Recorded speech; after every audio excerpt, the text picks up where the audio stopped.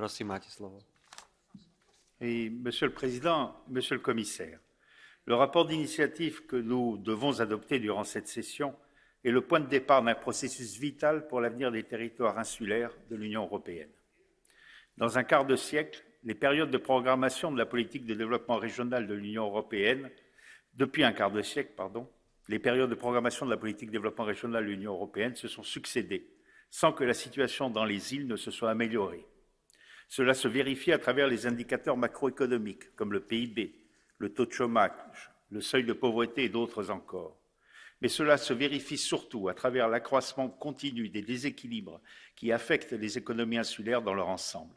Toujours plus de services, le plus souvent liés au tourisme, mais toujours moins d'industrie, toujours moins d'agriculture, toujours moins de jeunes et de diplômés, toujours moins de recherche et d'innovation.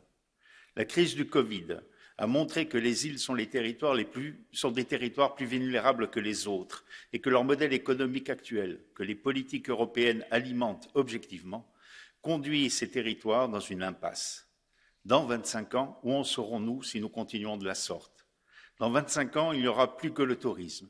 La déprise agricole abandonnera nos écosystèmes aux incendies et aux catastrophes naturelles. La richesse et la diversité culturelle que chaque île apporte à l'Europe sera éteinte et la biodiversité gravement atteinte. Même le tourisme connaîtra alors le déclin, faute d'avoir su préserver une société équilibrée et résiliente pour l'accueillir.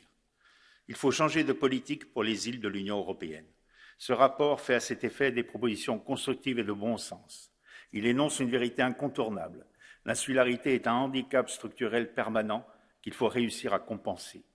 Le cumul des effets de l'insularité doit être pris en compte à travers des réglementations différenciées qui établissent une égalité véritable entre les acteurs économiques insulaires et leurs homologues des territoires continentaux. Tel est le plan d'action européen, le pacte pour les îles, que nous demandons à la Commission de réaliser en mettant en œuvre l'article 174 du traité de Lisbonne.